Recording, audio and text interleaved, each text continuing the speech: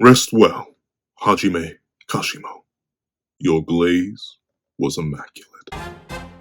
What's up, guys? All Hunter here, and here we are to do a breakdown and review of chapter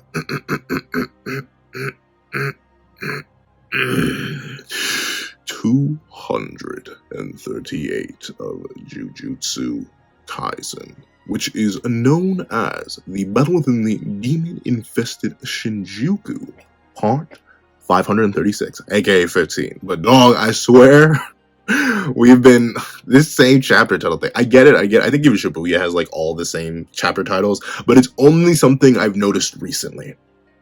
Well, not that recently. I've been reviewing JJK for like a year now, but still, it's recent enough that it kind of bothers me. But even with that being the case, there are obviously a whole bunch of things we got to talk about in this chapter. I can already tell I'm going to be here for a solid 15 minutes. You and I both know it's going to be longer than 15 minutes, but we got a lot to talk about, so let's not waste any more time. Editing me, please, I need your assistance in this matter. Get ready. 3, 2, 1, go. What's up, guys? All Hunter here. Fun fact, I have it on me, and I keep it on me at all times. And another fun fact, anyone else feel like waffles? I don't know, some diced fruit? What's something with a little bit of spark to it, a little bit of kick? You know what I'm talking about? I could take some, filet sorcerer. No, okay, obviously. Let me actually hop into the chapter itself. So we open up, and we do get to see that Kashimo Hajime is opening his third eye. Because you can't glaze well enough with two of them. But with that being the case, I actually really like this 3-eye transformation. Don't get me wrong, I can't fully justify why. Like, it's literally just a third eye. But I think it really works to, like, accentuate the... I don't want to say inhumanity of Kashimo, but literally the inhumanity of Kashimo, this monstrous beast that he truly is, being properly revealed. Like, all these extra abilities, the full state of this transformation, the fact that he literally has been stated to, like, transcend all human limitations and forms, the fact that he gets that third eye, which is commonly a symbol for enlightenment, is very, very nice. It shows the transcendence that this form is, and once again fully explains why his body breaks down after this, because if he tries to go back to human after achieving a sense of enlightenment, whether it be false or not, he's going to fall apart and break apart. Though considering this doesn't seem to be a function of electricity, I don't know how he does this. Like, I mean, I guess maybe this is just what the mythic beast Amber is. Maybe it's just a 3-eyed creature. I don't know. Like, does mythic beast Amber actually exist anywhere? Like, is that a reference to something specific? I have no idea. I genuinely have no clue. So if anyone knows that, let me know down below. Is it like a reference to something, or is it just a cool name for a technique? Because it sounds cool. Don't get me wrong. Like, I mean, it does its job. It sounds really, really cool. But in terms of it actually, like, I don't know, having a reference to something, I don't know. I just know the third eye is typically a symbol for enlightenment. And I do like how Gege balanced it too. You're going to hear me do a bunch of glazing. You're going to think I'm Kashimo, the way I'm going to be glazing Gege's art this chapter. But once again, look at the quality. And I love how he balanced the third eye. Typically, the way that eyes are drawn, especially third eyes, I have a massive forehead, so excuse me for this, but the third eye would be sort of out of balance with the lower 2 eyes, because if it appears on your forehead and not like here, the arc would not be as smooth. It would kind of be out of line. It would be up here in the center of your forehead, which is kind of why I don't like how the MCU did Doctor Strange's third eye, but that's another story for another time. But the way Gege does it is that instead of going with the full proper forehead third eye, he opens it much closer to the main eyes. It basically, the mask kind of erases Kashimo's nose, so it doesn't look weird that the eye basically spawns right on the bridge of the nose. So it creates a more balanced figure, a more balanced form. All the eyes are the same size, they're the same quality, but due to it being so dead center and the way that he draws the lines here to show the centering of the eye relative to the other 2 eyes, Beautiful work, fantastic character design.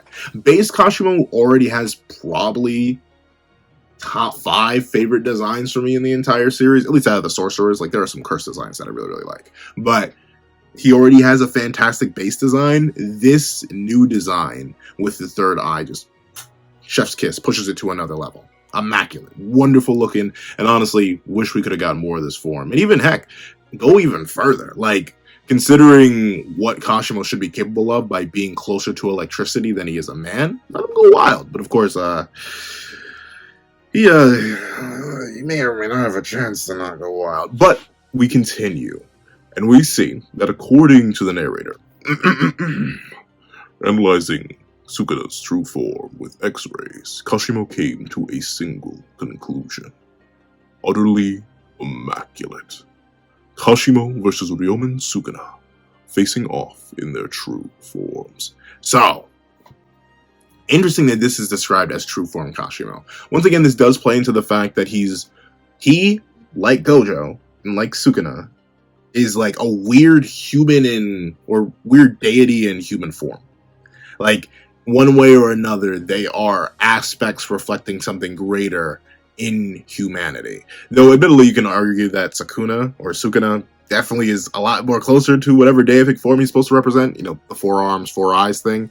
But you can see it with how these 6 eyes and the Limitless and Gojo himself are portrayed as this like transcendental being that controls the very laws of the universe. You see how it's portrayed with Sukuna, this massive, grotesque looking inhuman form with the 4 arms, the shattered second face with the bulbous eyes, that improper transcendence, but a transcendence nonetheless. And Kashimo, that middle ground where he is seemingly still human-like, but you get those extra details, those extra additives to create that inhuman effect. The third eye, the claws, the bursting energy. Heck, look at his hair. It went from those rounded flat buds that most people can do to those sharp horns. He's much more of a creature, a mythic beast amber, if you will, than he is a human, but yet he has not transcended to the same level that Sukuna has.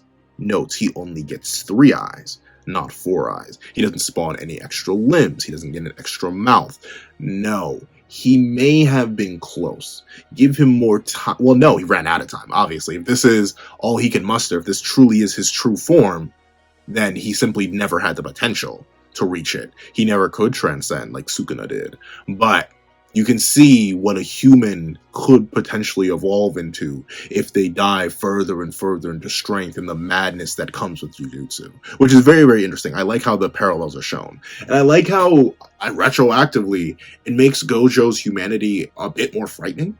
Like, oh yeah, Satoru had way more control over way more elements of nature, just due to his physics manipulation and law manipulation.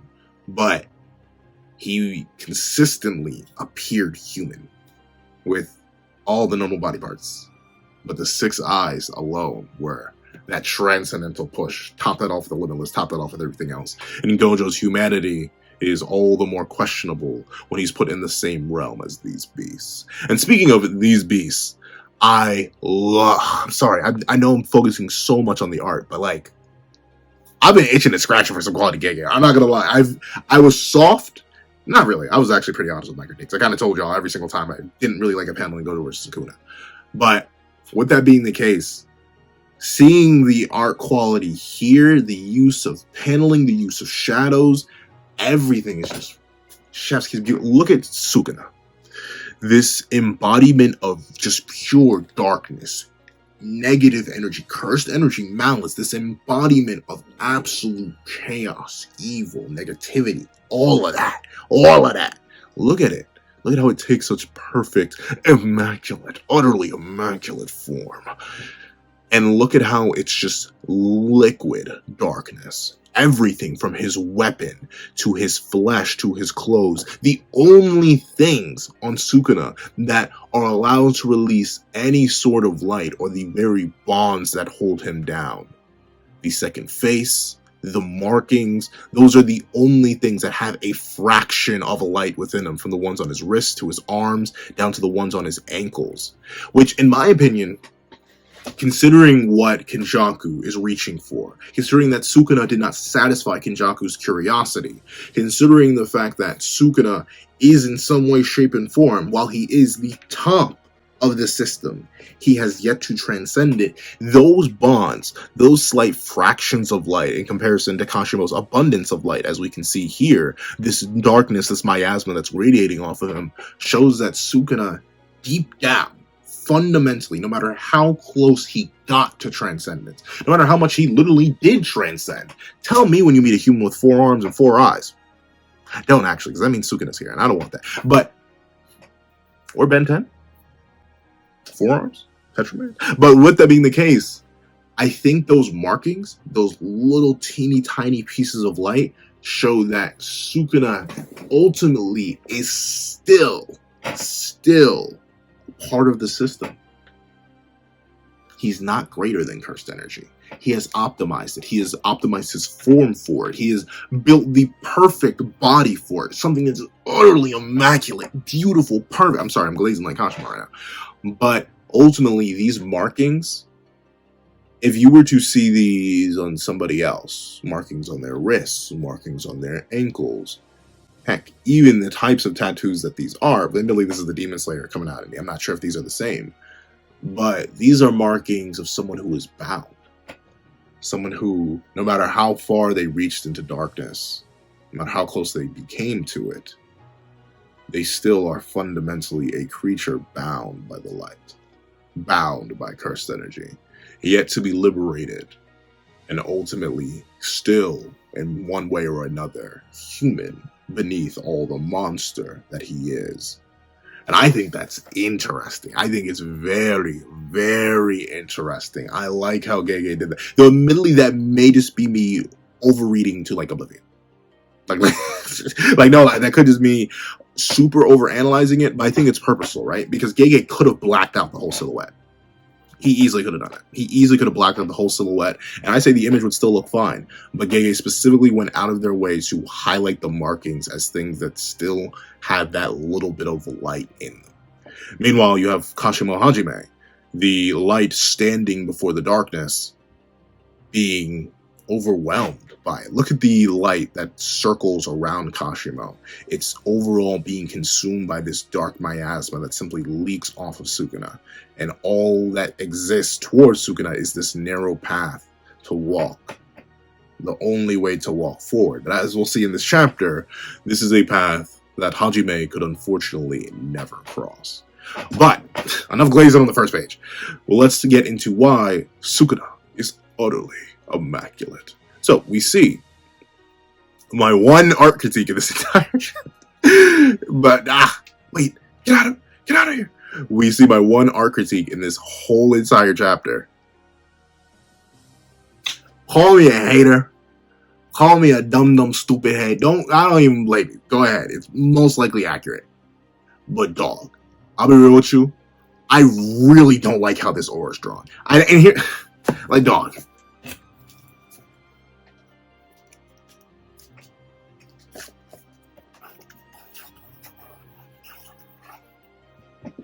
See that? That's the aura. That's it. That's the aura right there. Just scribbles on the page. Like, I get it. I understand. Like, this is where I think my minor understanding of art. Once again, I have a degree in something. My degree is not in art. I had talked about manga a whole bunch. My degree is not in manga, nor am I actually a professional, nor do I ever plan to be. But I get why you would do it like this. I understand why you would portray the miasma or the cursed energy aura like this. Because you want to show off Sukuna's full form in proper detail. You don't necessarily want your reader to be clogged with too much visual information. You can definitely argue the traditional cursed energy aura is kind of sensory overwhelming, but I really don't think so. I wish, heck, if anything, if we're being completely honest, you don't even have to really keep the traditional cloud of cursed energy that covers Sukuna. Just give him this. You have it. You have a blueprint right here for what could be a good aura for the new Sukuna. But you gave him this. You gave him this. Instead of the miasma, instead of what he had before, you give him these squiggly lines. Like, don't get me wrong, I get it. And it's not even that it looks all too bad. It's just that, like, I kind of just want more. It's not a bad drawing at all. In fact, Sukuna at base, gorgeous in terms of artistic quality. In actuality, bro is uglier than my left big toe. But in terms of sheer artistic quality, this image is immaculate. Allow me to glaze a little bit. Look at something that we've been missing consistently for the past, like, volume. Hair detail. Look at the hair detail. We actually have different individual strands of hair. Look at the extra detailing on the mask, showing the depth of it. Look at the dimension of the image, where you have Sukuna's upper right-hand arm in the foreground, holding Kamutoke. Meanwhile, you have the rest of the body fading into the background, but not fully fading into the background, so the whole body imposes this extra layer of presence on top of it.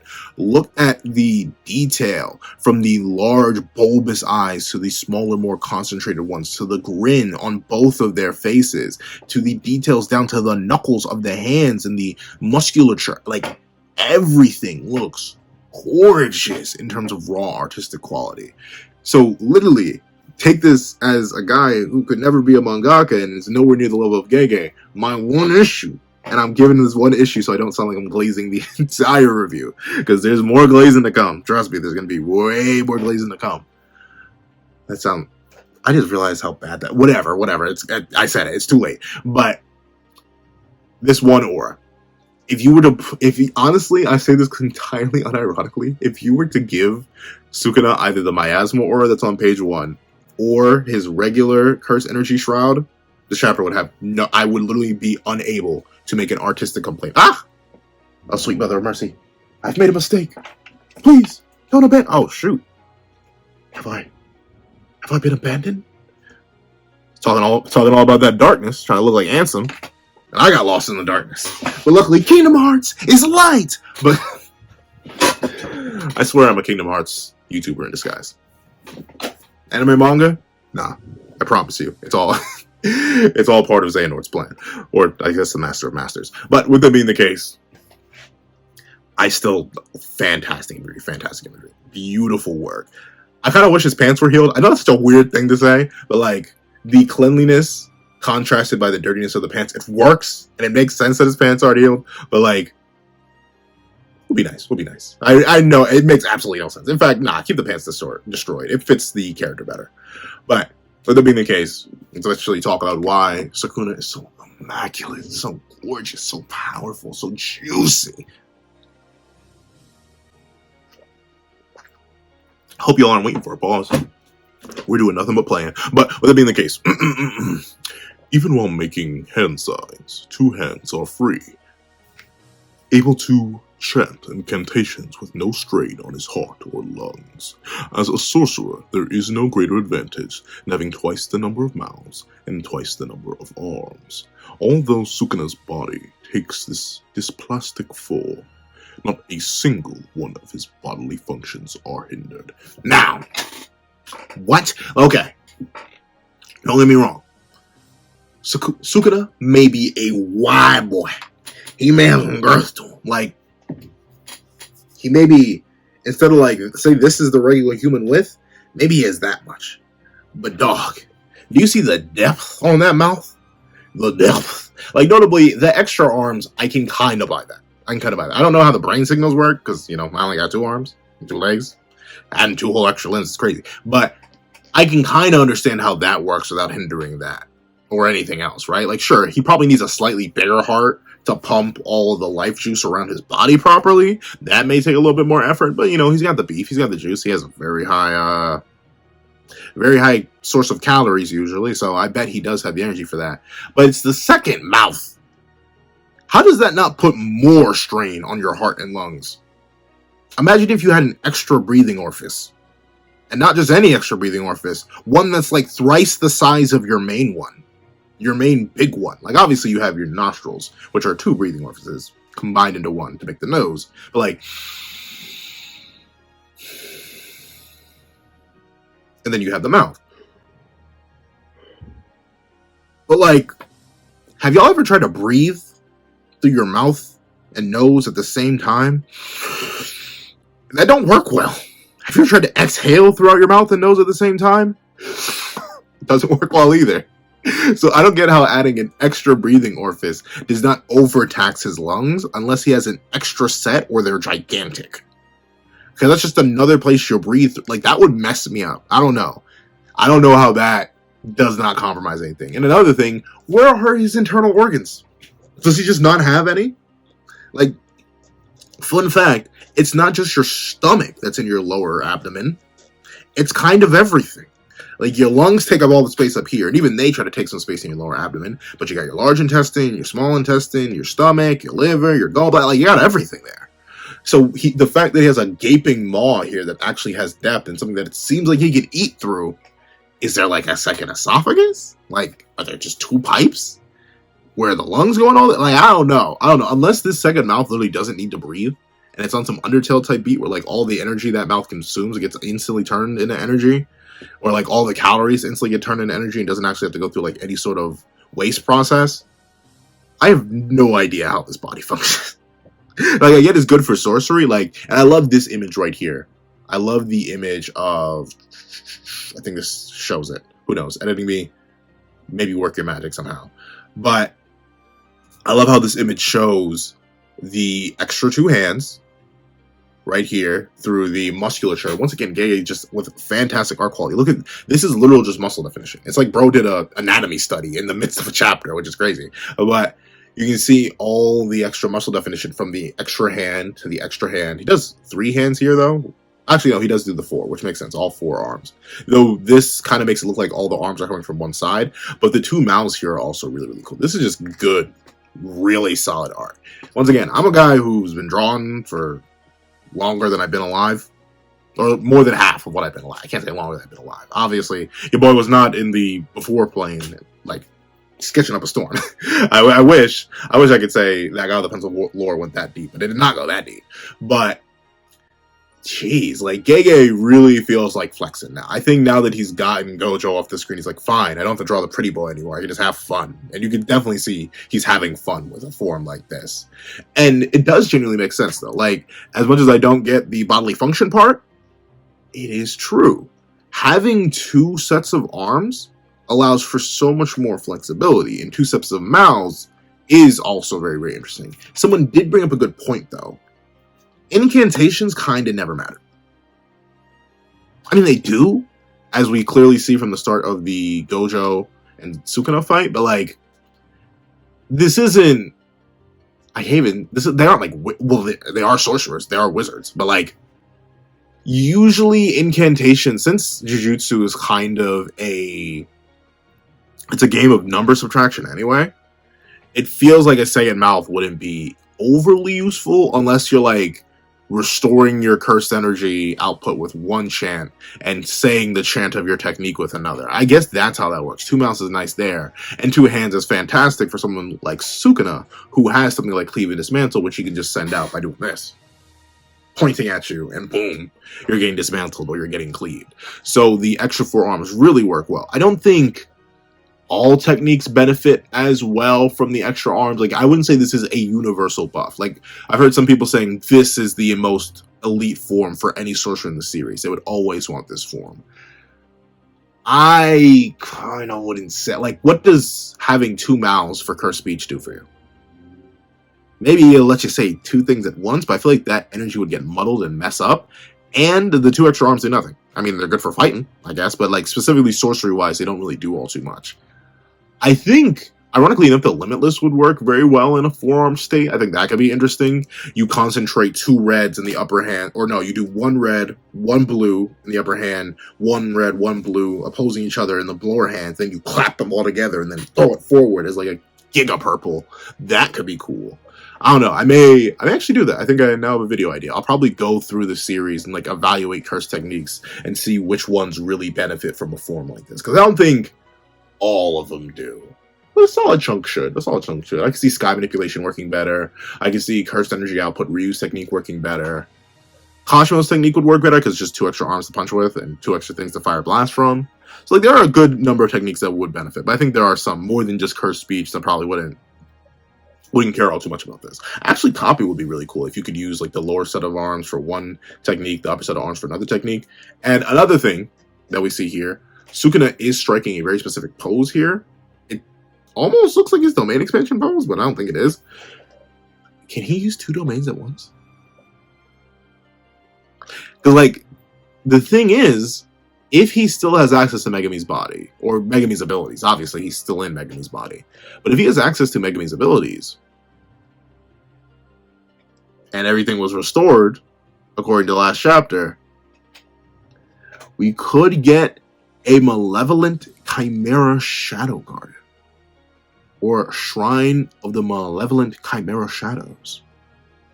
We could get something like that because he has 2 sets of arms now. One of the good things, one of the underrated things about Unlimited Void is that you don't need 2 hands. You just throw it up and then boom, your Void's unlimited. But for something like Malevolent Shrine, even something like Kenjaku's domain, 2 of the most refined domains in the entire series, if not the most refined domains in the entire series, guess what? They don't need any of that well, no, they do need that secondhand stuff. It's Unlimited Void that doesn't need the secondhand stuff, which is nice. But now that Sukuna has 4 arms, it could be double domain time.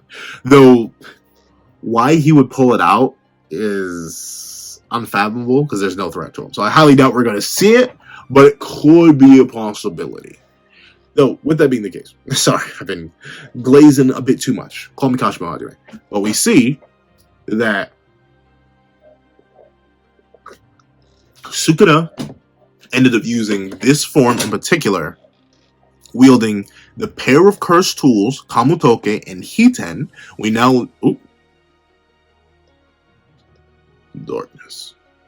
Nothing but everlasting darkness upon darkness. But come on now, bro. Work with me. Whoa, buckaroo. Come on now. Work. You're not gonna work with me no more? Really? Live on air? Why do you have to do this to me? I trusted you, and you just left me to... Oh, wow. He's really fighting me right now. I'll have me out here quoting Arkham Knight. But with that being the case, Hiten, that's his other cursed tool's name, the Spear. Notably, we don't get to see exactly what Hiten does, unfortunately, because he's mainly using Kamutoke's Lightning Strike ability. So... I don't know. I wonder if it's even possible that we'll see Hiten. Maybe if we get a Sukuna flashback? Maybe. Does he need one at this point? I mean, if he perishes, we'll probably get a flashback to him. That's how he likes to do things. But, like, other than that, I have no idea if we're ever going to see Hiten in action. But it's nice we got the name. Fancy little spear.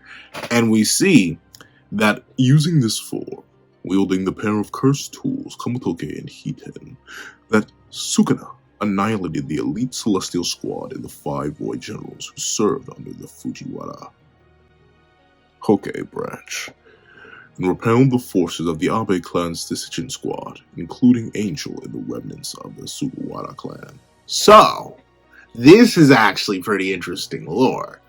Because it narrows some things, it broadens some things up, it shows that Sukuna's fallible. There's a lot to get into here. First things first, obviously the second cursed tool. Second, the Celestial Guard Squad and the 5 Void Generals. I believe that's Uro's crew. And if it's true that he wiped them out, I know Uro was technically like made traitor by one of the Fujiwara, but it seems like that deep-seated fear of Sukuna comes from the fact that he literally came in low diff them all. He literally just absolutely annihilated every last one of them.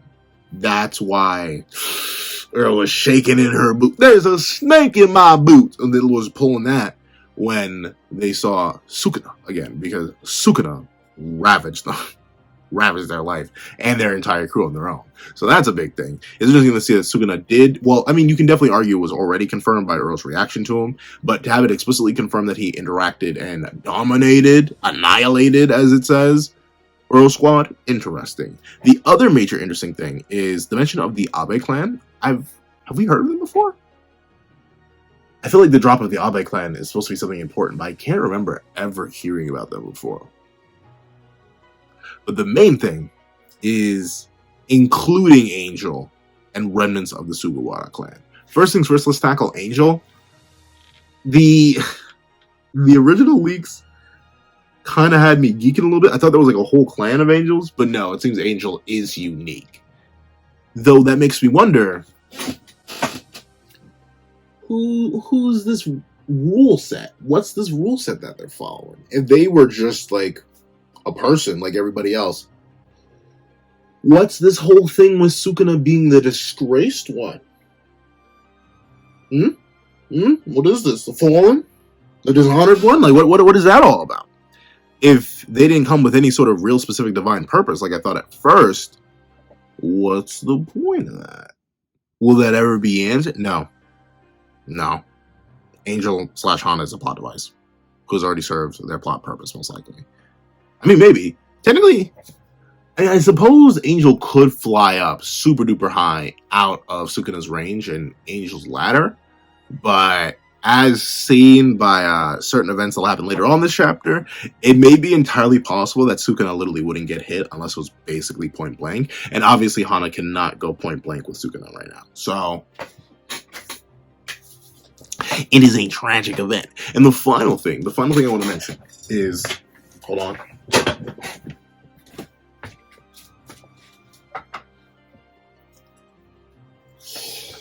The final thing that must be mentioned is the Sugawara clan. So, that's interesting. Earl very specifically mentions that, hey, you remind me of the Fujiwara when talking to Yuta, the Blessed Child. And we know that Yuta and Gojo are relatives, but remember who they're the descendant of. The reason they have a common ancestor, it's Sugiwara Michizane, I do believe.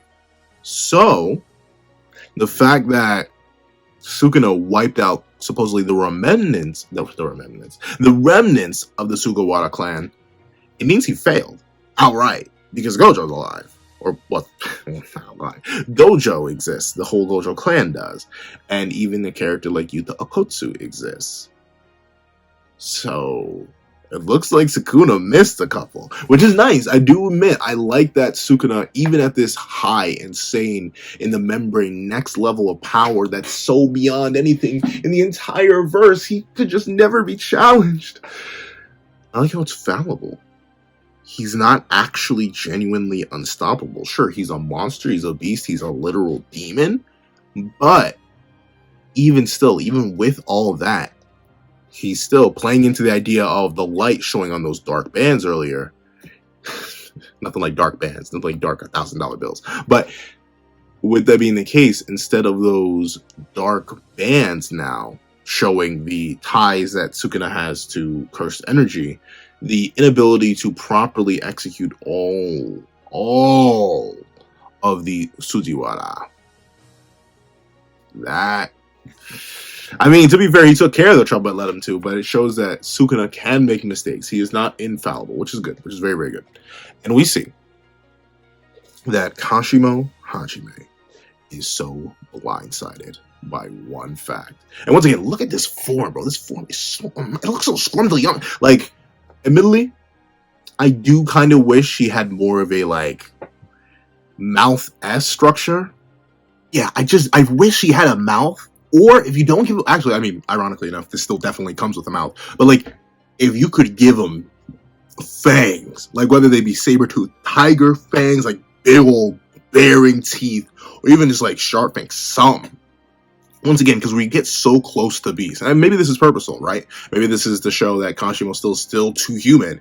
Even after getting the third eye, the curved horns for hair, the sharp claws, I feel like just fangs would have worked a little bit better. In essence, this looks more like a electrical mask, or even like 3 eyes with electricity flowing around them, and like a big old fancy cursed energy beard. I think that extra little push would have pushed this up to insanely next level. Unbelievable, probably my favorite design in the entire series. Because I do like Forum Sukuna, don't get me wrong, but I still think like I like Maharaga's design more than Forum Sukuna. I really like this design too. And to be fair, this may just be one of my favorites. I still really, really like this design. Wish we could get to see more of it. Really wish we could get to see more of it. However, of course, we see that Kashimo, upon viewing Sukuna in all of his amazing glory, is like, sweet mother of mercy. I can't believe it. How can he be so beautiful? Bruh. Now, I know there are some Uruumes out there. I know there are some people who are definitely down dirty and into it. I know. I've seen them. I've met them. I've heard them. And I can't even say I'm going to hear y'all out. But tell me, how do you look at this and define it as beautiful? Like, outside of the Jujutsu context, specifically removed from the Jujutsu context of 2 arms is better than 1, and 2 mouths are better than 1, and I guess 4 eyes are better than 2. How do you justify this as beautiful, dog? He looked ugly. Like, don't get me wrong. Do I aspire to have such immaculate gains? Yes. You know, he's beefy. But, like, Toji's right there, dog. Gojo's right there. Like, in terms of, like, peak human physique, dog, I'm not sure if I can call this beautiful. But, once again, this chapter is one that I say is perfect for Kashimo's character and characterization. I kind of see it, this is going to be such an out there reference, and it is such a massive spoiler, I don't want to make that reference. And see, it doesn't work. I don't think that's the case in original Dragon Ball or really in TFS. TFS Goku just thinks Cell's handsome because Cell's handsome in his eyes. Like, genuinely just handsome. So I can't think of a specific comparison for Kashimo directly. But, and see, that's a spoiler for another major manga that I read. Well, then again, it's not that major. It's Orient, from the same person who wrote Magi. Check it out. It's a fantastic manga. You're going to have to wait forever between chapters, though. So don't be like me. Wait until that thing's finished. Like, I can't imagine if I had read Magi as it was coming out, I would have lost my good mind. But for this, I chalk it up to Sukuna being beautiful, being gorgeous, being immaculate, because Kashimo doesn't really see Sukuna as a person or as an individual. He doesn't really see Sukuna as anything more than Jujutsu pretty much personified, cursed energy in solid form. This gorgeous wall, once again, in a similar vein to what Gojo mentioned in 236, a flower. Perfect, untouched, with those beautiful of curling petals. He sees nothing but that. He doesn't see a person anymore. He doesn't care about the aesthetic beauty or anything like that. He doesn't care about how grotesque it may be. He may not be wondering how Sukuna has an internal bladder. I guess all bladders are internal, hopefully. But, like, he doesn't care that Sukuna's bodily structure doesn't make any sense on a logical front. He simply cares about the fact that for their profession, for what they live and fall to, for the thing that makes them who they are, Sukuna is beautiful. He is perfection personified. He is literally anything and everything that can be offered by Jujutsu in the most traditional sense. Having more than Sukuna may not even be necessary, unless you have, like, that many curse techniques, which Sukuna may have, but still, you don't need more than that. It's that perfect balance. It's, once again, that step up. Kashimo is about half a step up from humanity. The claws, the third eye, the beastly features, all that. He's half a step up. Yes, he's Steph Curry. But maybe Steph Curry. LeBron uses this mantle when? But with that being the case, he is that half step up. But Sukuna is that full step up. That true embodiment, taking Jujutsu to the next level, where everything is ruthlessly optimized. Which is ironic, right? Because Jujutsu is specifically a game of subtraction. The less startup your attacks have, the easier you're able to throw them out. Typically, the better you are as a sorcerer. But in this case, it's actually addition that perfectly optimizes Jujutsu, because it allows for the optimization of Jujutsu, the purest form of it, the utilization of hand signs, the utilization of chants as appropriate as they can be. All of that is what allows for this transcendental being to exist. And that's what Kashimo sees. He sees Jujutsu perfected. Nowhere can go higher than Sukuna itself. And I think that, once again, it fits into the idea that why Kenjaku is never satisfied, and why Sukuna says something that he says later in the chapter. The thing about this perfect form, this gorgeous form that perfectly encapsulates everything that Sukuna is and everything Jujutsu is just that. Regardless of how transcendental he is, how much of a next worldly creature he is to the point where the second strongest character, literally in the entire series, believes after fighting him that there was simply no way he could win, even if this creature did not have the 10 Shadows technique. Even all that, he's still bound. He's still within the limitations of cursed energy. That's why Kenjaku wasn't satisfied. That's why he's like, I mean, Sukuna, he was neat and all, like, he was kind of a cool kid, but you know what I mean? I'm looking for something greater. I'm looking for something better. Kashimo, and that shows the difference, ironically enough. It shows the difference between Kashimo and Kenjaku. Kenjaku met Sukuna. Kenjaku is very likely the cause of why Sukuna exists in the first place. Like, presumably, Sukuna, especially considering Tengen is so close to Sukuna, Sukuna is likely a failed experiment of Kenjaku. Who knows why Sukuna is actually an orphan? Kenjaku drastically predates Sukuna. And I think it's confirmed like Kenjaku is like 1,000 years older than Sukuna, because Sukuna is from 1,000 years ago, the Heian period. But the war that is referenced by Drew predates 1,000 years before the Heian period. And Sukuna made a deal with Drew for the Culling Games that long ago. So Kenjaku's been around for a hot minute. But even after all his travels, even after seeing Sukuna, this being that seems perfectly optimized in every single way, the extra arms, the extra mouths, the mastery, the understanding, the efficiency, all that, even after seeing that, he's still not satisfied, because ultimately Sukuna is still bound by mortality. He's still bound by the world. Even though he can cut it himself, he is still locked in to this reality. He is not truly and properly transcendental because he still is covered by these marks, covered by these chains that hold him down for what a being could be. He has mastered cursed energy. We may never see a being that masters cursed energy better than Sukuna has, but ultimately he's still bound by the system. He has not transcended it. And he's not even free of it in the same vein that characters like Maki and Toji are through their liberation of cursed energy through heavenly restriction. Heavenly restriction is still a facet of the Jujutsu world. The lack of cursed energy still is a factor that plays into their abilities as heavenly restriction users.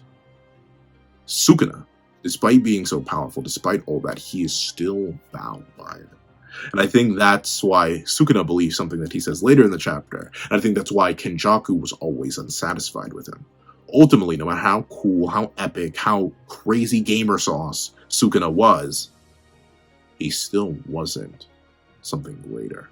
Which is why I'm still interested to see. I still got my stocks in Kenjaku. Like, obviously, my Gojo stocks, they're in the trash right now. My Kashimo stocks after this chapter, I didn't buy too much of them. Unfortunately, I didn't invest all too much. You saw the videos. Does he have a chance? I didn't say he was going to win.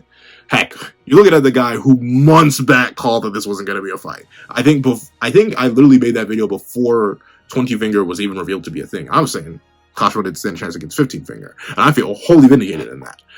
But my thing here is, with that being the case, with Sukuna still being bound by the system, with a belief that Sukuna himself holds later on in this very chapter, in my opinion, Kenjaku is still the final enemy, the final boss, the thing that may create the thing that finally transcends this system that we're trapped in, this system of cursed energy, and does something greater. That'll be, I'm smelling this cooking up. However, once again, allow me to glaze the art real quick. Look at how gorgeous this is.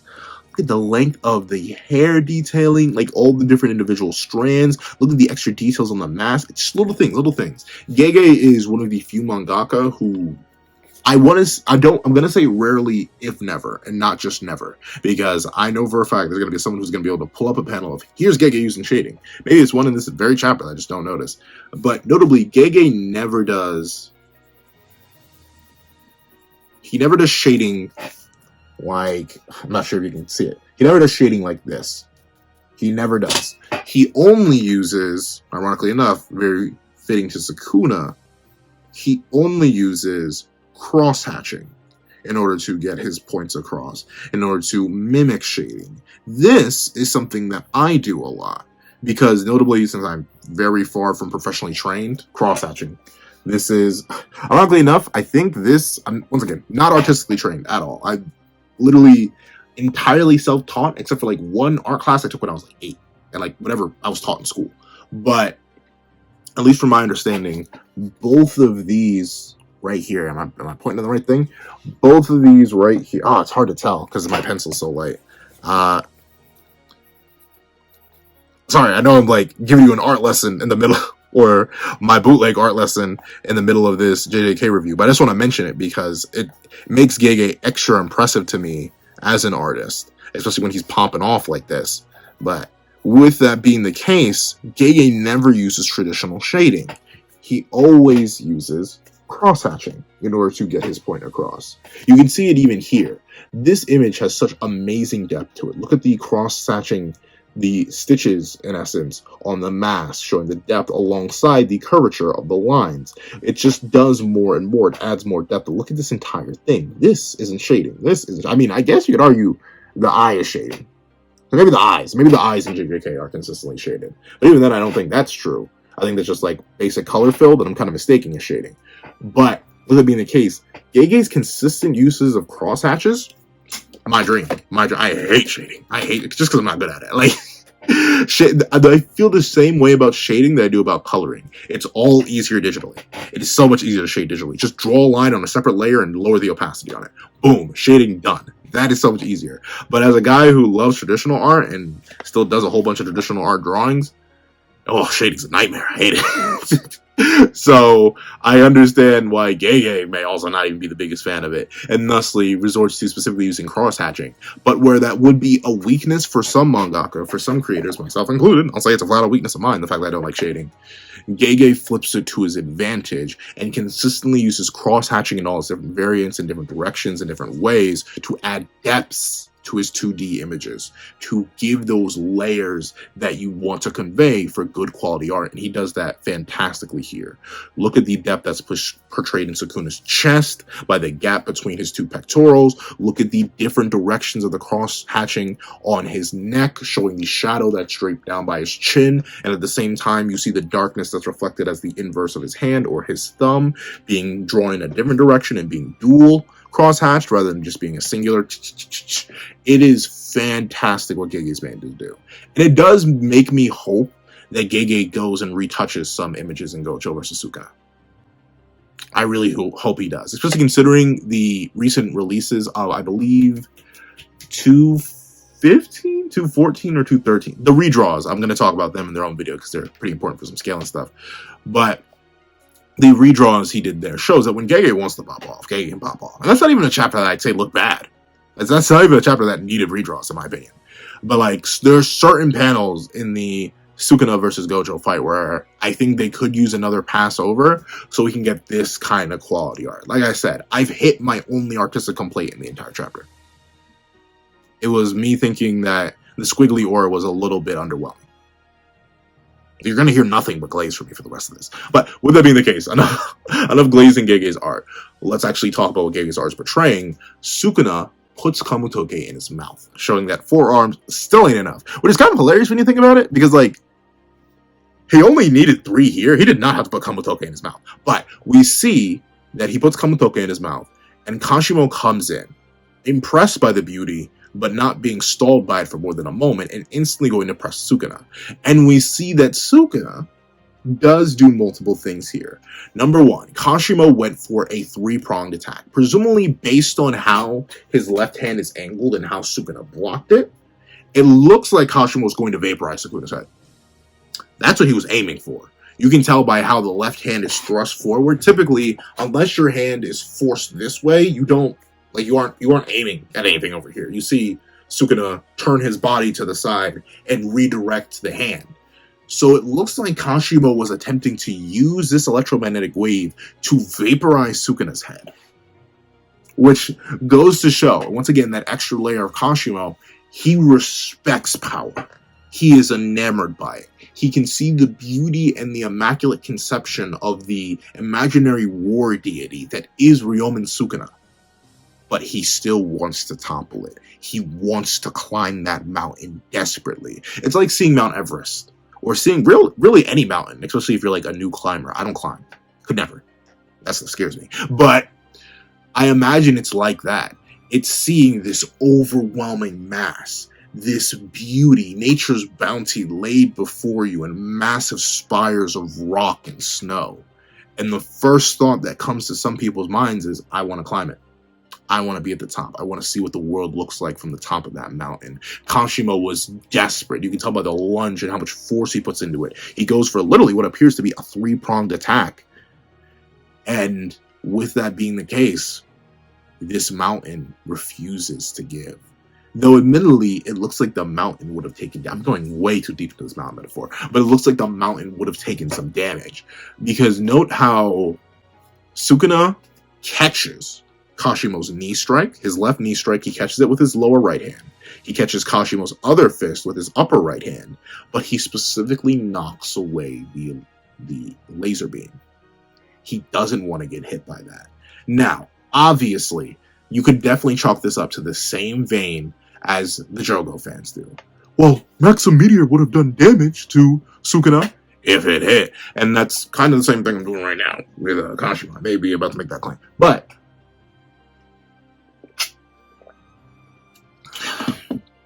Sukuna specifically avoiding this at least implies to me that he doesn't want to risk it. He's fine with taking Kashimo's attacks head on and just no-selling them, as we see here. But when it comes to these attacks that may have special properties, like this energy beam from Kashimo, he does not want to play with it, which is very, very interesting. Obviously, it doesn't matter too much, or does it? Because remember, well, it depends on if he's watching the fight and if he understands it. Yuta Okotsu could still be watching this battle. Every single technique or ability that Kashimo shows could become an asset for the Blessed Child at any moment. Yuta may be taking notes right now. So hypothetically, we see Kashimo do nothing with this technique. And it seems Kashimo does not have any RCT, as once his body breaks down after utilizing the technique, it seems like he cannot restore it. Though, I don't know. I don't know how Kashimo knows anything about his technique then. Like, how does he know? Like, was it given? Like, how does he know that he can only use it once? Or something like that. And how did he recover afterwards? Unless it takes just a long recovery period and he didn't like that, I have no idea how he knows that. But with that being the case, this power could go to somebody else who could maybe use it even better. However, with that being the case, I love the fact that Kashimo's desperation and Sukuna's overwhelming power is shown so well in this one panel right here. Sukuna, firm, casual, controlled. Kashimo, desperate. 3 separate attacks, 1 an energy beam, 1 a claw strike, 1 a knee. He is going all in for it. And Sukuna, with a weapon between his teeth, is just like, no. It shows that, once again, the odd mastery, and I keep using the word transcendence. Are there any other words for transcendence? Where's my Googler at? Googler! Go here. We gotta look up another word for transcendence. I keep saying transcendence.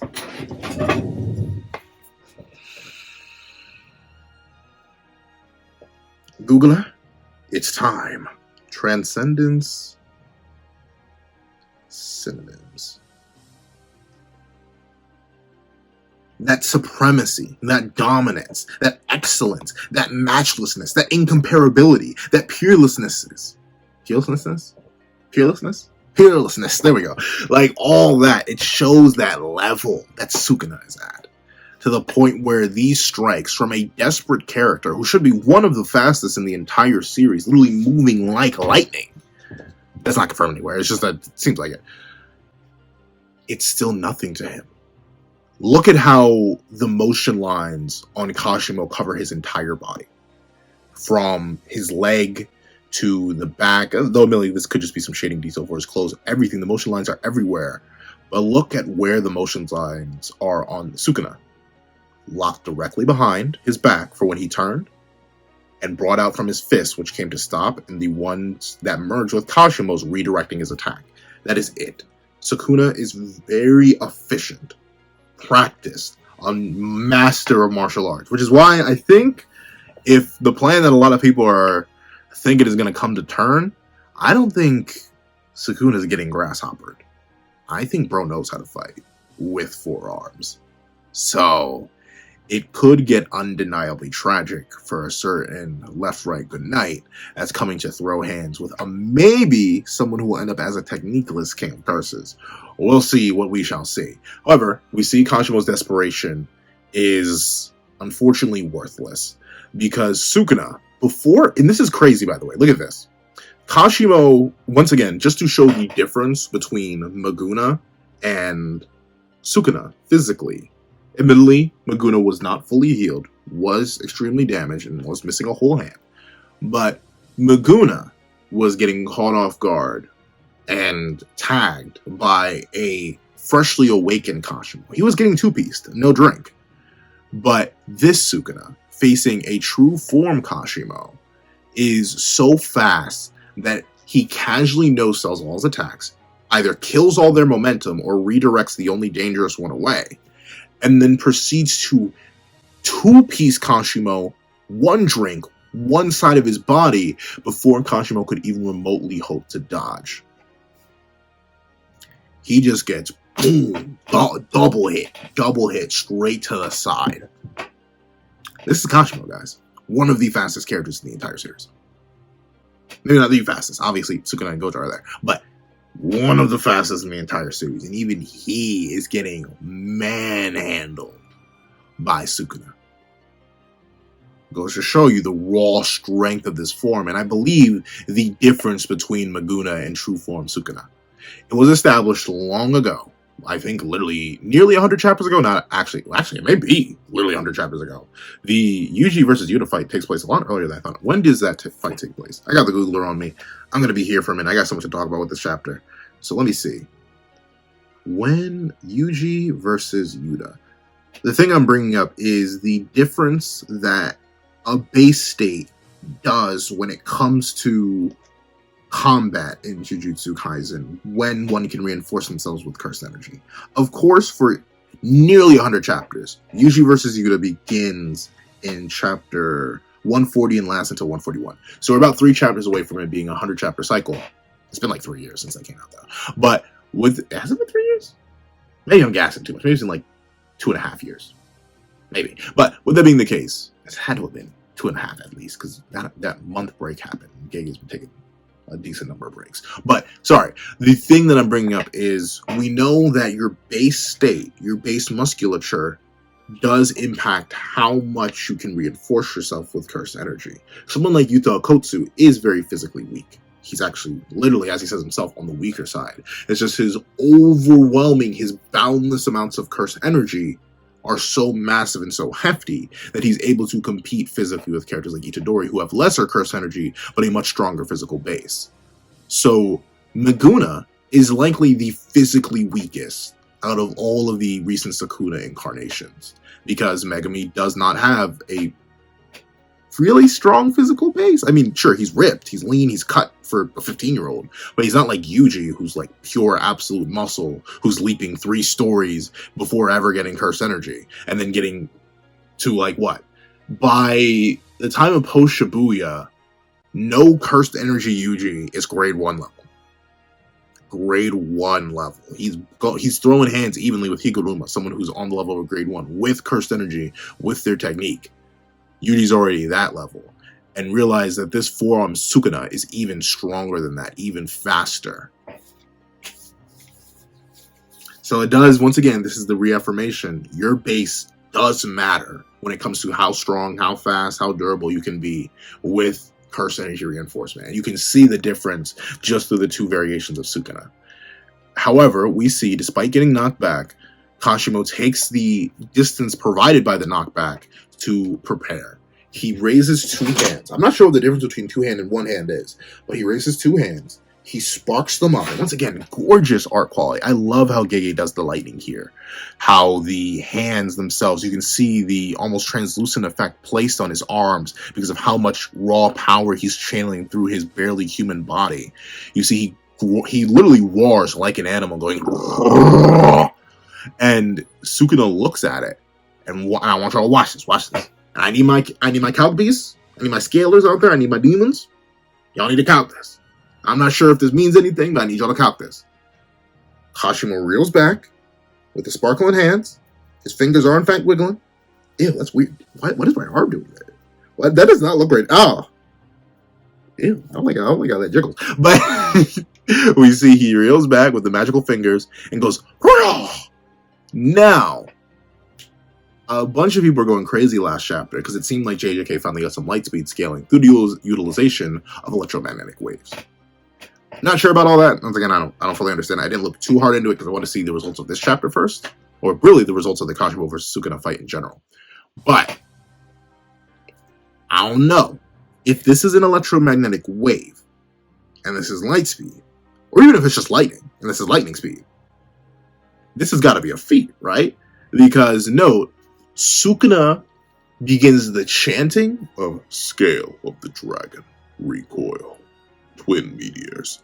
And he tells Hajime to look out. After the attack is already fired and it seemed to have traveled a bit of distance. I'm not sure what the general distance is between these two monsters in this panel, but it seems like it could be to the point where this is blitzing a light speed attack. Maybe. I'm not sure. I'm not, once again, not the best skiller out there. Not the Omega Cowpiece. Not sure if this is even an electromagnetic wave. But if this is a light speed attack and Sukuna is able to see it launched in his direction and simply begin to chant, warn Kashimo to look out, and activate a technique all before this light wave, this electromagnetic wave, can reach him.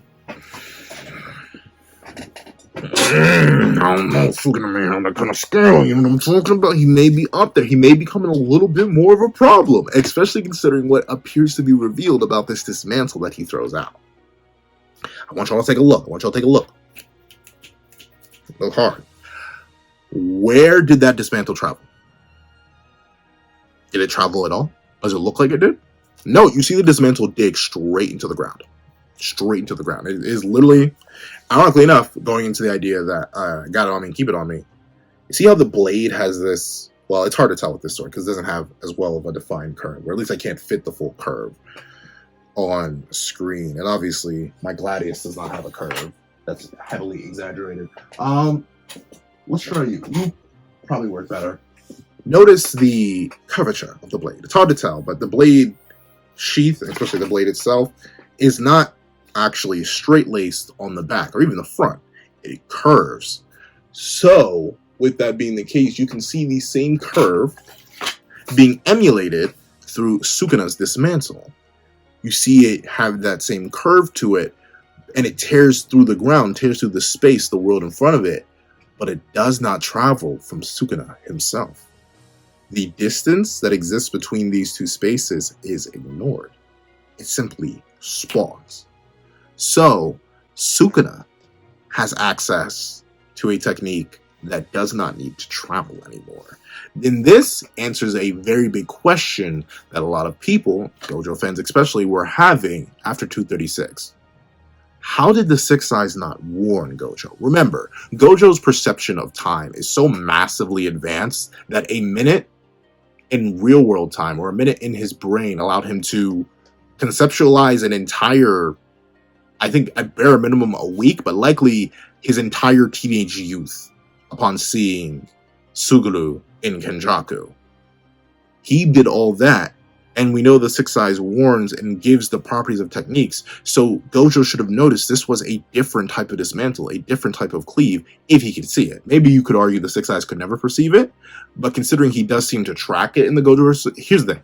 Either the Six Eyes can't see cleave and dismantle at all, because it's literally imperceptible unless your name is Maharaga, one answer, or the Six Eyes can see literally anything, because of the Six Eyes, they can literally see souls inside other beings, and they couldn't see dismantle travel towards Gojo and warn him of what was coming, because dismantle doesn't have to travel anymore. It just appears. It just spawns. That's even better of a buff than I thought. Because now this slash that rends space, rends existence itself, no longer needs to travel. It can just appear. Sukuna can just bisect somebody.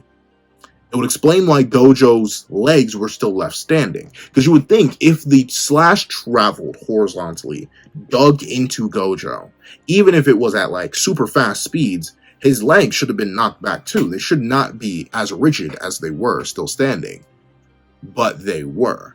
And it makes sense now because Gojo's body literally got deleted. The section of space that Sukuna was aiming for deleted where Gojo's body was. And thusly, he just fell. The top half fell. Bottom half was still rigid because there was no impact, no travel, no force, no direction to push it back.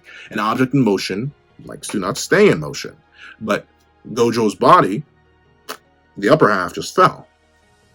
So I think, and don't get me wrong, you can entirely prove me wrong on this, but considering we see a net of dismantles or cleaves later on in this chapter that do have an effect of tearing through the ground, and Gege is very particular on showing where the ground breaks then versus where it doesn't here, I think dismantles... Why do you do that? Anytime I ask for you, you never speak. But anytime I don't need you to speak, you verbalize. Cease, please. But I do think this is a pretty solid indication that Dismantle is now an instantaneous pop. And that's a massive buff. Especially if you give Sukuna any sort of light speed scaling or you do some goon scaling with the prison realm. It doesn't get tragic. Just maybe a bit new. And you upscale Broski from Yuki's black hole or Yorozu's perfect spear. It could get tragic. But, of course, it's going to take a lot of leaps to get Sukuna pretty far anywhere. But, even still, the fact that he has a Kamui-esque attack, or at least Kakashi's Kamui, where it's like, oh, by the way, this just appears, and you're done. That's crazy. Now, of course, if I'm reading this entirely wrong, feel free to correct me down below. Will not be the first time I've read something wrong. Will not be the last time I've read something wrong. So, feel free to correct me. But, with it being the case, we see that Kashimo does actually take a hit. And a pretty solid one, too. It looks like he darn near... I think he just flat out loses his hand here. Because this falls off. And Hajime looks and is like, this is what ended Gojo Satoru's life. A slash that bisects the world itself. You can literally see the stump of Kashimo's hand and the remaining piece of it on the ground. And once again, look at the cleave. It's so clean. It's so beautiful. It's perfect. But once again, it kind of... Hold on. I'm about to do something dumb. Let me look. Please don't accidentally stab myself. Please. I'm looking at the end of it. Interesting how Sukuna's blade seems to have like a extra like here. Luckily enough, I cannot stab you through the screen. So, look at this. You see how the blade is kind of like, it flattens out here at the bottom? So like a stab should technically not be rounded off or pointed at both ends. There should be a dull end and there should be a top sharp end. Sukuna's cleave seems to have two like conceding edges or two sharp edges, which is interesting. It would imply that the blade that Dismantle is like dual-sided. This is an interesting point. I don't know. I noticed that just now. And it feels a little bit weird. But then again, I don't know. This looks like a flat end. And maybe we just don't see enough of the cut to determine if there is a flat end. Because it's blocked by this text box here. And it's cut off by the panels. Maybe it is a more flat end. But I just noticed that. It felt a teeny tiny bit weird. It looks like it was dual converging. Which doesn't make sense in regards to like a sword stab. But I guess maybe it makes sense in regards to a sword slash. I don't know. Once again, I'm not actually a swordsman. I just... Call me Tashigi from One Piece. I'm not actually a swordsman. I just like collecting swords. Then again, I think she is portrayed as a swordsman. I still have not read One Piece. But with that being the case, we see that Sukuna, now after showing Kashimo the sheer difference in their places in the world, their sheer difference in their dispositions, he explains this. Let me take a sip. Sukuna's voice always takes a little bit out of me. There was this fool who preached to me about love. According to her, I know nothing about it, because I live a peerless existence in a world of my own. I understand what she meant, but still, it's quite amusing to hear someone else prattle about what you don't know. And it looks like she chose the wrong person to preach to. You and Gojo Satoru would have made much better company for her. So... the disrespect is immaculate. The disrespect is crazy. Me personally, I wouldn't let that slide. If Sukuna said that to me, and I'm somehow still in the vicinity, I'm escaping the vicinity. But, or I'm gonna try to. He's probably gonna dismantle me in the back. But with the, not like that. Urumi likes that. I'm not Urumi. But with that being the case, Kashimo would probably like it too. But with that being the case, it's very interesting, and it's kind of true. It's a similar vein. I had to bring it back to Kingdom Hearts, but as a similar vein to what Ansem said to Sora. One who understands nothing. Or no, one who knows nothing can understand nothing. And Ansem presumed that he knew everything. He was Yorozu in this scenario, which is weird and ironic, because I suppose that, like, directly correlates Sukuna to Sora in this comparison, which is so weird. So weird. Sukuna versus Sora? Would y'all want to see that? I could goon scale it. I could goon scale For me to give a chance to Sukuna, I would have to goon scale him. That'll be my goon scale. Sora versus Sukuna. I'm not going to do that on a whim. But Ansem ended up being wrong. Kingdom Hearts was not filled with everlasting darkness. Kingdom Hearts was light! And it looks like Yorozu ended up being wrong. Sukuna knew about love. Maybe a different type of love, or maybe even the same type of love. He knew, and it was wrong, just as Ansem was wrong to presume he knew the true nature of Kingdom Hearts. Yorozu was wrong to presume she knew the true nature of love, or the love that Sukuna supposedly wants, should have, or has earned.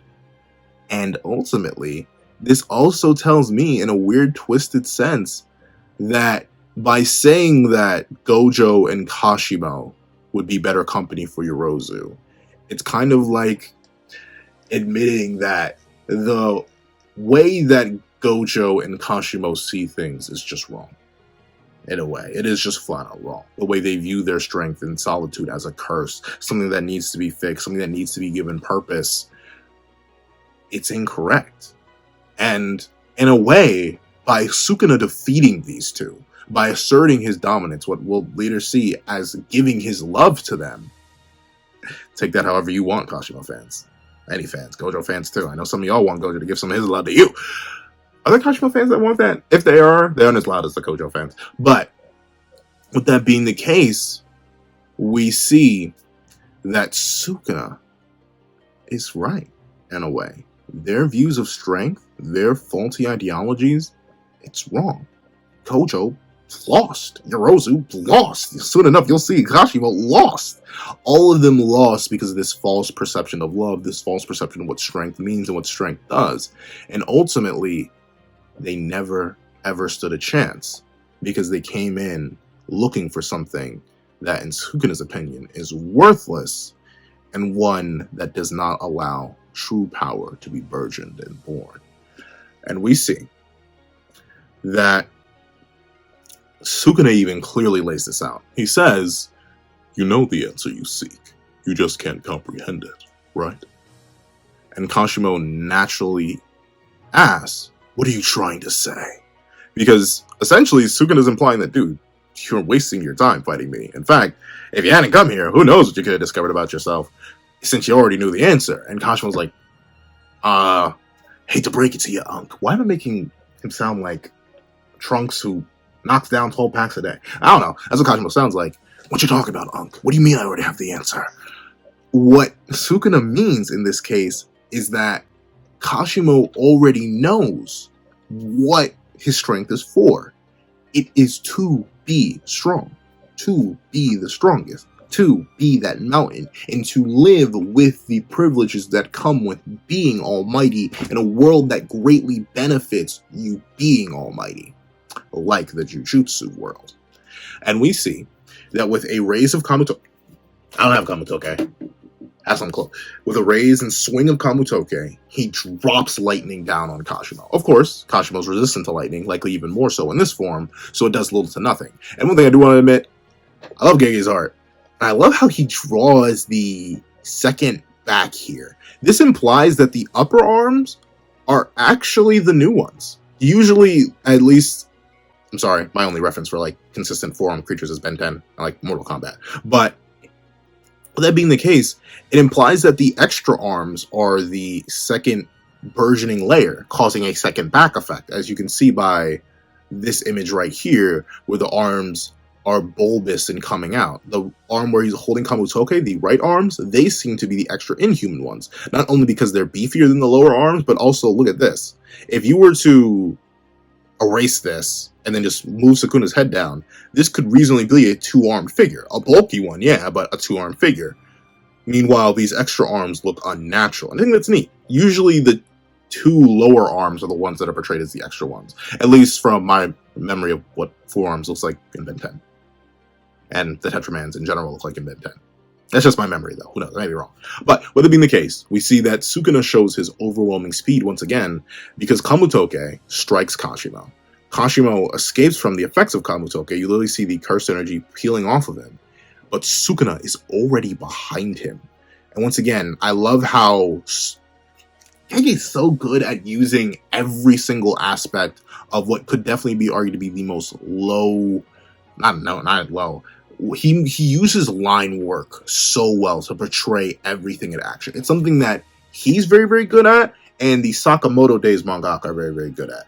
I'd say even actually, I'll give it to Nakaba Sensei from the Seven Deadly Sins Four Knights duology as well. At times, so admittedly, Gege does it more consistently. The usage of line weight. You know how Sukuna looks more faded here, while Kashimo looks more solid? It's because they're literally moving in two different time frames. Sukuna is that much faster. Both of them are moving, but Kashimo is taking maybe 3 steps back, while Sukuna has managed to literally appear behind him despite being a whole solid distance away. So how do you portray that speed in artistic form? How do you do that visual storytelling? Not just saying Sukuna is fast. You see by the fact that his lines are softer, his shading is gentler, because he's moving so quickly, it's like the camera can barely keep up with them. It's beautiful. I love it. I love how Gege did it. And you can see that Kashimo, he does manage to react slightly, as in he turns around and notices Sukuna's there and goes to activate a technique. But unfortunately, Sukuna's just not playing these games with him. He grabs his wrist like a petulant child and double low arms him straight in the gut. See, now it looks different. Now this extra back doesn't look so much extra back. It looks kind of weird. Ugh. Oh no, do I have a second art complaint? Nah, I think it works. Because once again, he's having that full, because the extra arms are there, his neck would look a whole lot lower on the body. So it's having this it's having that kind of effect. And I think that does work. But once again, look at the violence. Look at the stillness that comes from Sukuna grabbing Kashimo's wrist like a petulant child. Once again, this electric blast being entirely avoided. Look at that, how the wrists are so easily grabbed. And then look at how Sukuna's head, perfectly stationary. The arms themselves, perfectly stationary. Just general shading, no motion lines. And then look at what does, once again, seems so rigid and firm and controlled, yet look at the chaos that's wreaked on Kashimo's body from the impact. Look at his 3 eyes literally breaking, sprawn apart, because his form is probably barely staying together. It's probably barely maintaining even a remotely human visage just based on how much power is coursing through him, and you see it break from the sheer impact of Sukuna's punches. Not any special technique, no, just his punches are causing this much havoc on Kashimo's body. Gege's doing a fantastic job of portraying how physically dominant this Sukuna is, both in speed and in raw power. And the control, once again, through the lack of intensity on Sukuna's body, because he's so well controlled with his motions. And we see, even in this state, Kashimo does have a mouth as he coughs up the life juice, but Sukuna gives him no reprieve, simply slamming him into the ground and wombo comboing him like Rhino and just sending him flying. However, Kashimo, never one to give up, raises a hand. He prepares another blast, but unlike before, where he could react to Sukuna slightly,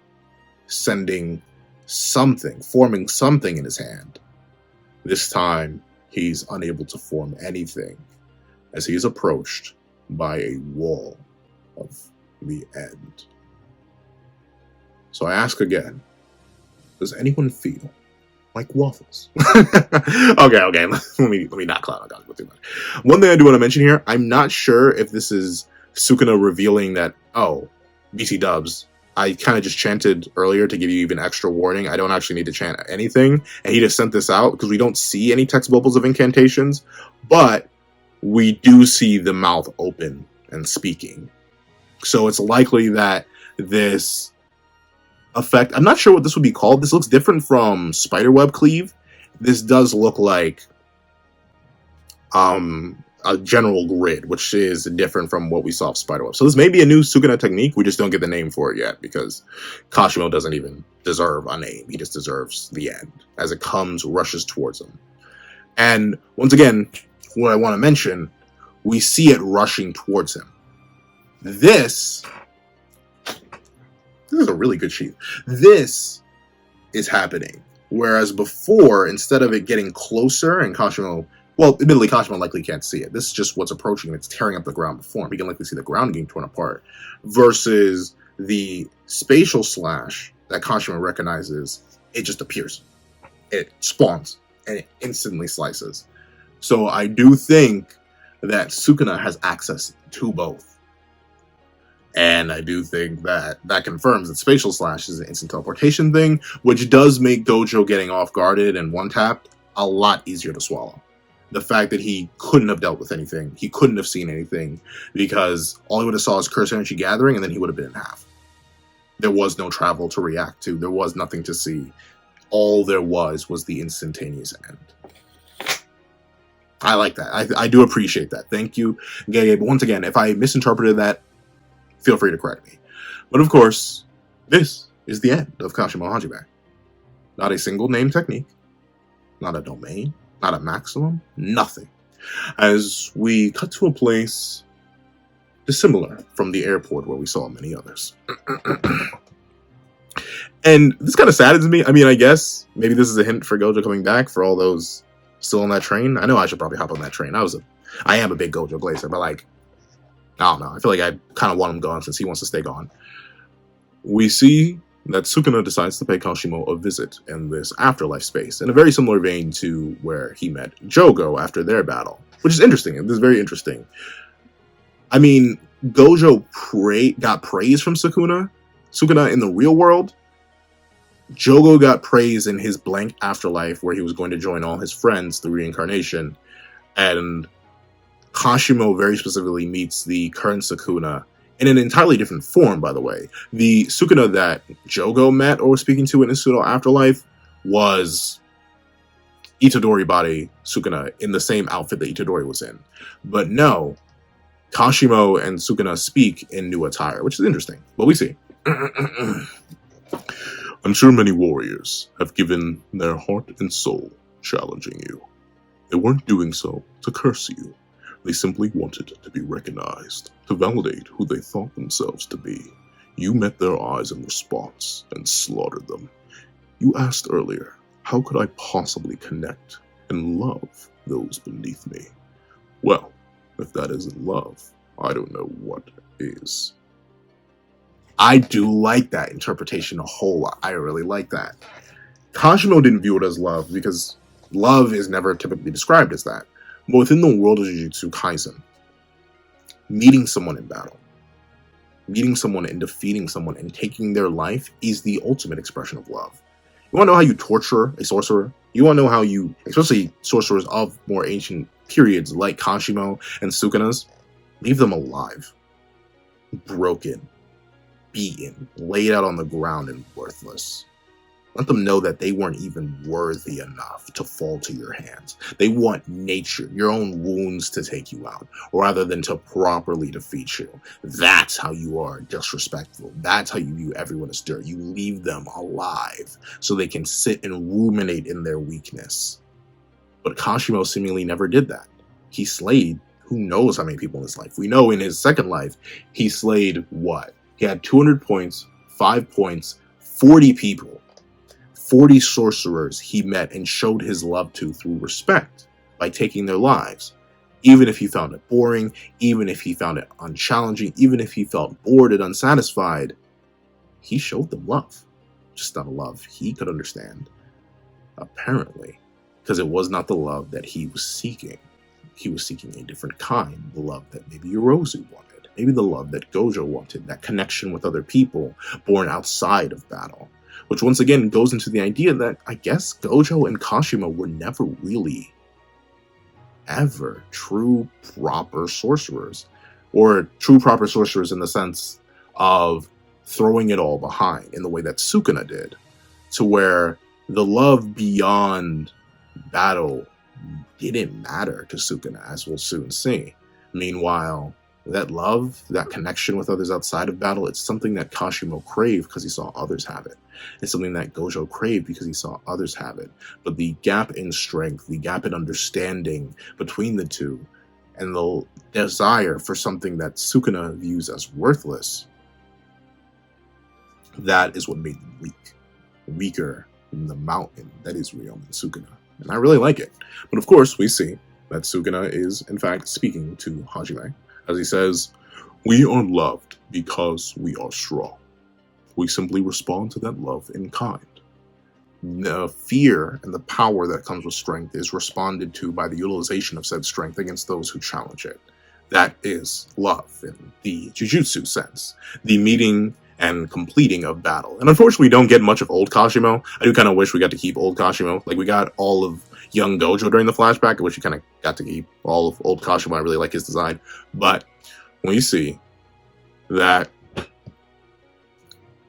ultimately, once again, like I mentioned, and yet you lament solitude all the more, which makes you greedy. And it's true. Wanting both is impossible. Or achieving both is impossible. Or maybe not impossible, but it is greedy. The power that allows you to transcend everybody and show love in the physical battle sense, and the weakness to show love in the out of combat sense and connect with others, that is greed. You can't be powerful and yet want to identify with the weak, and you can't be weak and want to identify with the strong. That inherent gap between the two in their very natures, their oxymoronic natures, is what makes Gojo and Kashimo greedy, to the point where Sukuna literally calls them out on it. And we see that Kashimo doesn't buy it. He doesn't see that Sukuna's telling the truth here. He says, "You're saying this is enough for you. Then why mince your soul up in the cursed objects and watch all those years go by?" Which is a good question, right? If he was happy just existing and continuing to exist, why bother wasting all that time? Why not just live life to the fullest? Especially since Sukuna seemed to have transcended his first human life, why incarnate? And Kashimo gets told the truth by Sukuna. And he says, "Let me assure you, love is worthless. The thought of The thought of needing someone else to fulfill me has never once crossed my mind. If I want to eat, I eat. If I see an eyesore, I slay it. And if it entertains me, I throw it a bone. I live according to my own stature. If that can't be measured or understood, that's not my problem." Sukuna is Jujutsu. He is cursed energy. He is all that negativity, all the hedonism and madness and craziness and desire. All that is Sukuna. Because he didn't have parents. He was an unwanted child. He was abandoned. He grew up without any sort of love at first. And thusly, the love that he could understand was the only one where he was good at. The only one where he was valued, the love of strength. And thusly, that strength is all he needed. And it allowed him to do anything else he could have wanted. Sukuna could do anything. Legitimately could do anything. No one could stop him, because he was the strongest. In the same vein that realistically, no one could have stopped Kashimo. He was the strongest. He could have done anything. No could, as Geto points out all the way back in Hidden Inventory, no one could have stopped Gojo. If he wanted to raise the entire planet, he could. In moments. Maybe not in moments. Maybe in moments is a bit of an exaggeration. But give Gojo like 7 days, he can raise the entire Earth. And no one would have been able to stop him, because he was the strongest. But due to that desire for weakness, that desire for connection that only comes from those who do not have such overwhelming power, that is what prevented that. That is what prevented him from eating what he wanted to eat, slaying what he wanted to slay when he didn't like it, and entertaining those who were entertaining to him. That is what held them back, while Sukuna had no such bonds. And we see that Kashimo grins. He's actually satisfied, which is nice. I really do like it for this character. Sounds like you had your fill. And we see that Sukuna says something that I'm going to interpret as a double entendre for my own sanity. Surprisingly, the flavors of humans are as diverse as they are fleeting. The perfect thing to slurp up to pass time until I fall. So, there's a couple interesting statements here. Sukuna, even though, once again, showing how he's bound to the system, bound to his humanity, no matter how far he seemed to escape from it, he still has fleshly desires. He still has desires of the earth. He still believes that in the end, he's not actually transcendent. In the end, he will fall one day. And that ultimately humans still serve purposes. And that is where I once again fall back onto both Gojo and Sukuna, and now seemingly Kashimo, all having a false sense of enlightenment. They have not transcended. They have not reached that higher plane. They are still inexorably bound to this level because they still view that. And you can see by how Sukuna looks down when he says what he says. He realizes that even though he is the strongest, even though he lives a life that he chooses day by day, whim by whim, even he knows he's not enough. Because in the end, he knows he will fall. He will die, like every other thing. Eventually, he does not have that true transcendental control, that of being beyond the bounds of humanity, the bounds of curses, the bounds of curse energy. He doesn't have that. And he's accepted it. And he's decided that he's simply going to live how he wishes, since he has the power to, until the very end. Which is another reason why I don't think Bro could be the main villain. He does not have that transcendental ideology. But I really do like this characterization for Sukuna. Sukuna, he may have just slid above my height with this one little speech alone. I know that's crazy, but I really do like this. But of course, I've been going over so long, we finally made it to the end of the chapter. As we see Hakari and Urume bust out the domain. And we see Sukuna has a few ellipses before going, and there you are. And at first, it looks like he's referring to Hakari and Urume. Notably, very, very impressive for base Hakari. I kind of wish we got to see a little bit of this fight. Maybe we'll still get to see a little bit of this fight in a flashback or something. But Hakari is entirely undamaged by Urume. So Urume fumbled. Urume definitely fumbled. Unless they couldn't use their technique and they just had to rely on straight hands, then maybe Urume didn't fumble. But interesting. So that means these two are somewhat relative to each other in base, and Akari is likely about to get jackpot, considering he is grinning, and the domain does shatter, but it shatters from the inside. And I think we've seen the domain collapse in a way similar to this before. So everything should be fine on that front. Akari's likely about to go into jackpot and start going crazy, which is good. I'm happy. Hopefully he can hold off for Urume, because the true stars arrive to the battlefield. And Sukuna notes, just what do you think you'll be able to do, brat? So, we see that Yuji, he's come with some new tech. Some very new tech. New patek, if you will. Do those arms look familiar? Not just to the Attack on Titan fans, gosh darn it, to the JJK fans. Do those arms look familiar? Do you notice that spike on the end of them? Do you remember the person that started Yuji down this path of self-actualization as a cog that's built for nothing more than exaggerating and executing curses? He reminds me of true form Mahito. And of course, the claws remind me of Sukuna himself. And of course, with the judge himself here, the mystical magical lawyer known as Higuruma, there is a great chance that Sukuna is going on trial for his crimes. Very, very exciting. Amazingly exciting. I'm going to make a more in-depth video talking about this and the endless thoughts, because I've been going on for way too long already. And I don't want to hold y'all hostage anymore if you somehow made it all the way to the end of this video. But I do think there's an interesting matchup here. You can definitely argue a bunch of semantics for this upcoming battle, and I'm interested to see the battle of semantics. Especially considering this does seem to be now a 5-man battle. Unless these two go off somewhere, it's going to get crazy, and these two are going to go crazy. So, overall, if you could not tell by my endless yammering, my constant glaze, anything and everything, This chapter is 100% worthy. I love it. This probably is one of my favorite chapters in all of Jujutsu Kaisen. This may be a top 10 chapter in of itself. I love from the art quality to the character work to the character revelation to the character explanation to the satisfaction of certain characters to the reveal at the very end. This chapter is pure liquid gas. If you made it all the way to the end, please leave. What to leave? What to leave? Leave the judge, the jury, and the executioner. And down below. Judge, jury, and executioner. You can make it one word, you can make it a full phrase, you can build it into phrase. I love how some of y'all incorporate the passwords. You guys are fantastic at how you do it. You'll build it into phrases and sentences like that. That's cool. So I'll do it like that. You made it all the way to the end of the video.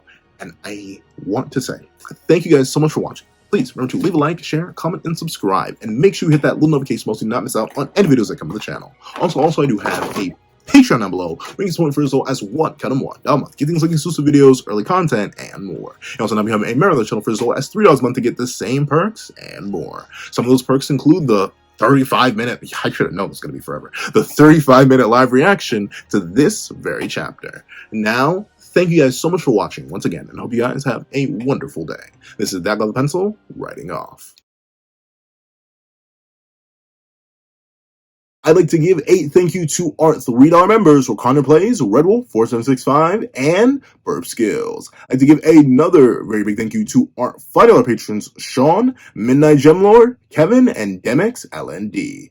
And I'd like to give a fat, hefty thank you to our $10 patrons, Robbie Uchiha, Joaquin, and Idemokami. And I'd like to give another hefty, thank you to our $25 member, Alex Ice Rose. And another big fat scrumdiddlyumptious thank you to our $25 patrons, Igneal and Calvin Elder.